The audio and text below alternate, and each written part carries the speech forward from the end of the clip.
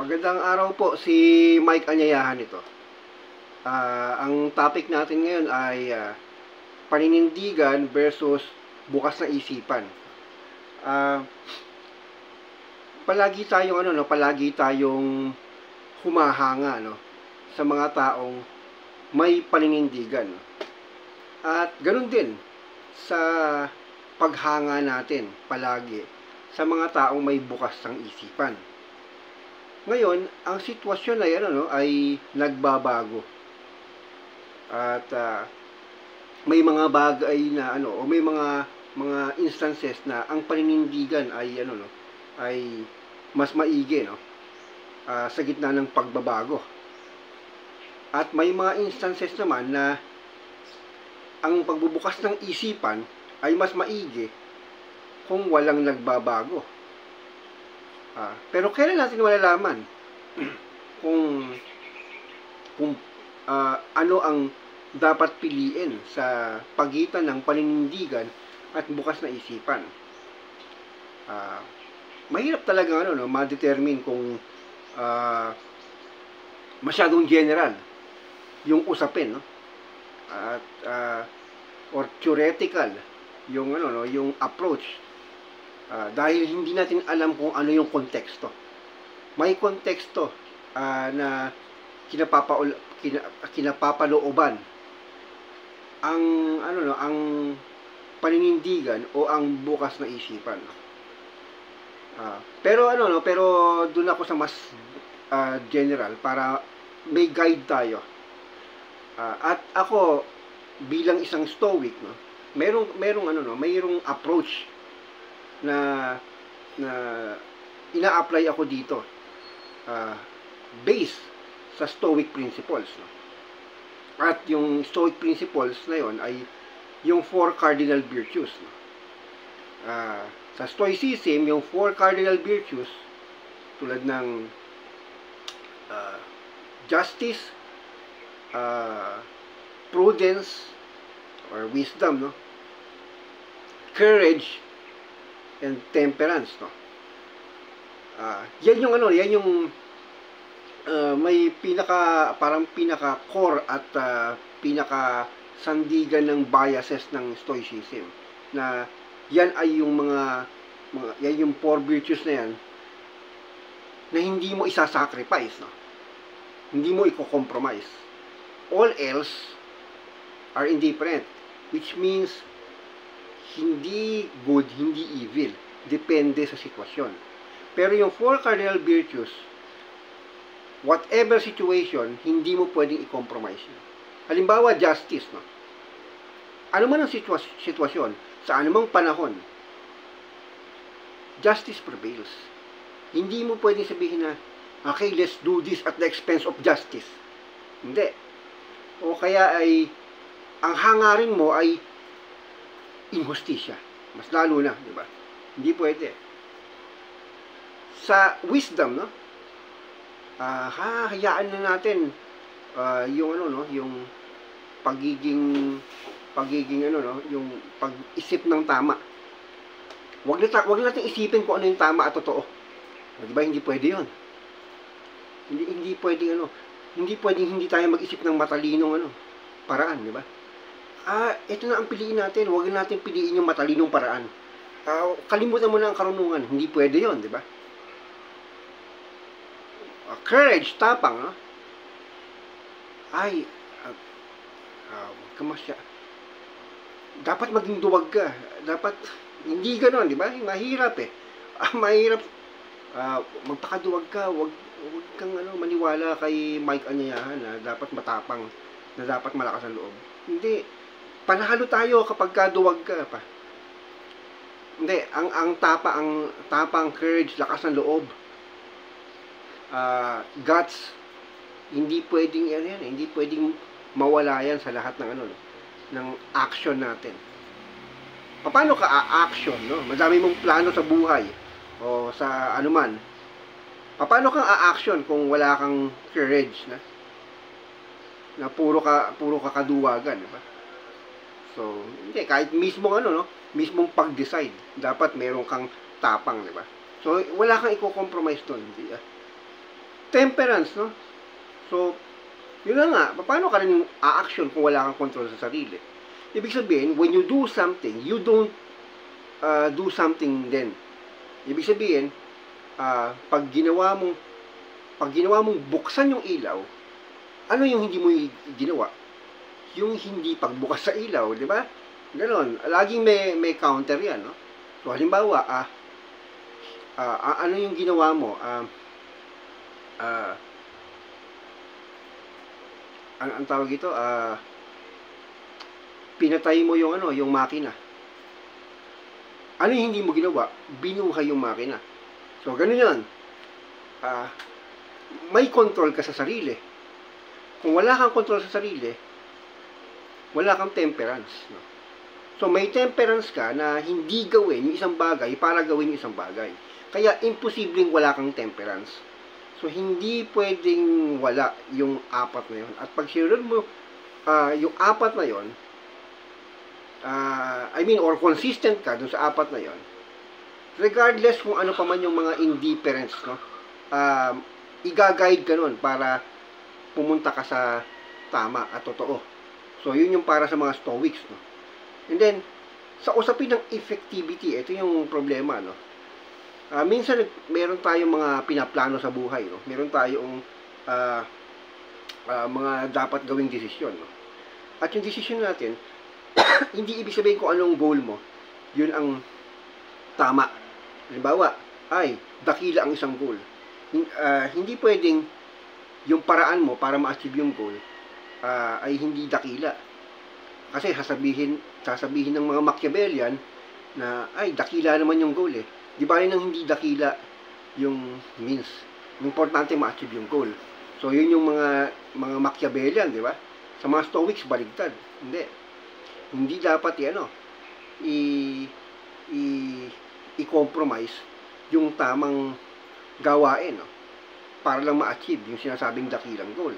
So, binabalansa yan ng mga Stoics. Okay lang siguro kung ang goal mo ay lumalapit doon sa tinatawag na ultimate principles o yung mga basic principles, especially sa ethics, no? At para sa mga Stoics, yun nga, yung 4 cardinal virtues, no? Kung ang goal mo is justisya, okay lang yon. Pero kung ang goal mo is among dun sa mga indifference at yung ang layunin mo ay maging effective, doon tayo babalanse. Dapat nating malaman na hindi sa lahat ng oras din naman ay naninindigan tayo. Kasi hindi natin alam kung ang paninindigan natin ay tama o mali. So baka mamaya mali na yung pinaninindigan natin. Ngayon, sa usapin ng effectivity, depende sa sitwasyon at konteksto. Pwede kang maging goal-oriented at mag-sacrifice ng ibang mga bagay. So, anong ibig ko sabihin? Kung ang goal ay indifferent para sa mga Stoics at ang mga means ay indifference, nag-iiba-iba na yan. So, pwede kang maging goal-oriented dyan, regardless kung anong means mo. Pero sa usapin ng ethical principles, ang masasabi ko ay ang mga Stoics ay purist, no? Mas pipiliin ng paninindigan kaysa sa bukas ng isipan. Pero pagdating sa kaparaanan at ang goal ay indifferent, or ano ba sinasabi ko indifferent? Ibig sabihin, pwedeng hindi good, hindi evil. Nagiging good lang yan, depende sa paningin natin at sa sitwasyon, no? Yun. Okay, inuulit ko lang yan. Ngayon, kung ang goal natin halimbawa ay progress, di ba? So, progress is not good nor evil, di ba? At magiging good yan, depende sa pananaw natin. So, sige, progress. Okay lang yan. Ano yung kaparaanan para magkaroon ng prosperity or progress, di ba? So, it doesn't matter, no? Okay lang kung anong paraan. Pero, kung magiging kaparaanan mo ay lalabag doon sa tinatawag na basic principles, or para sa mga Stoics ay yung 4 cardinal virtues, Yan ay ano, yan ay ah, hindi dapat piliin. Siyempre, dapat maliit yung paninindigan doon sa basic principles. So, walang pinagkaiba yan sa konstitusyon. No? Tayo, dito sa Pilipinas, no, mayroon tayong konstitusyon, saligang batas, at mayroon tayong mga batas na ginagawa ng mga kongreso, ng mga kongresista. No? So, lahat ng mga batas na yan ay nakabase sa saligang batas. So, kahit na anong mga gawin mong batas, okay lang yan, di ba? Kung ang goal ay halimbawa, progress, di ba? Sige, baguhin mo yung batas, walang problema dyan. Pero, kapag ka yung batas o yung kaparaanan mo ay binabiolate yung Constitution, so hindi na pwede yon. So, dapat panindigan mo yung Constitution. Kasi, yun yung pinaka-basic principles. Yun yung pinaka-ultimate principles na katumbas ng ng para sa mga Stoics ay yung four cardinal virtues. No? Hindi pwedeng unconstitutional yung paraan mo para lang ma-achieve yung sinasabing kadakilaan. No? So, yun. Hindi ganun tayo babalanse. So, sa mga pang-araw-araw nating mga affairs, no? Sa business, sa trabaho, sa ano pa mang mga gawain, extracurricular activities ng mga estudyante, sa pamilya, sa relasyon, o ano pa man, no? O bilang tao na naggagather sa isa't isa at nagpaplano kung anong tatahakin. Ang paninindigan at bukas na isipan ay may lugar na kinalalagyan. Hindi ka maninindigan for the sake of paninindigan. Para lang masabing naninindigan ka. Hindi ka magiging bukas ng isipan for the sake of pagiging bukas ng isipan. Hindi ka magbubukas ng isipan dahil para lang sabihin na bukas ng isipan mo. Hindi. Laging may konteksto, laging may goal. No? At kung ang goal mo ay para sa mga Stoics ay indifferent, hindi ito tungkol sa ultimate ethical question. Pwedeng subjective ang approach diyan. Pwede kang kikiling sa bukas na isipan. Mas doon ka sa bukas na isipan. May mapapala ka kung bukas ang isipan mo. At wala kang mapapala kung naninindigan ka doon sa isang pinaniniwalaan mo na hindi mo alam kung tama ba o mali. So, yun, mas kikiling ka sa bukas na isipan. Pero sa usapin ng mga pinakamahalagang bagay bilang tao, no? Hindi pwedeng hindi ka maninindigan doon. Hindi ka pwedeng magko-compromise. Hindi mo pwedeng isuko ang hustisya. Dapat manindigan ka. Dapat maging purist ka doon sa bagay na yun. No matter what happens. Tulad ni Socrates, na pinakabukas ang isipan sa lahat ng thinkers sa kasaysayan ng sangkatauhan. Siya na ang pinakabukas ng isipan. Pero pagdating dun sa ultimate question of human ethics, nakikita mo kung paano siya humarap sa paghuhusga, sa parusang kamatayan para lang panindigan ang sinasabi niyang tama at totoo. At yun yung pinanindigan niya hanggang sa kamatayan niya. So pinili niya kung ano yung tama at totoo.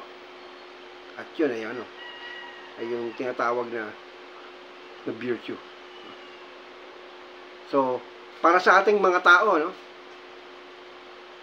unahin nating magpakatao bago ang before anything else. Tayo ay nabubuhay hindi para sa goal natin. Nabubuhay tayo bilang tao At yun ang unahin natin. At ang isipan natin ay nandiyan para bumalanse sa pagitan ng paninindigan at bukas na isipan. At paano mo malalaman kung anong paninindigan mo at kung kailan mo bubuksan ang isipan? Yan. Diyan papasok ang tinatawag na karunungan o wisdom na hindi mo pwedeng isaalang-alang o ikompromiso. Hanggang dito na lang po. Ito po si Mike Anyayahan. May the force be with you.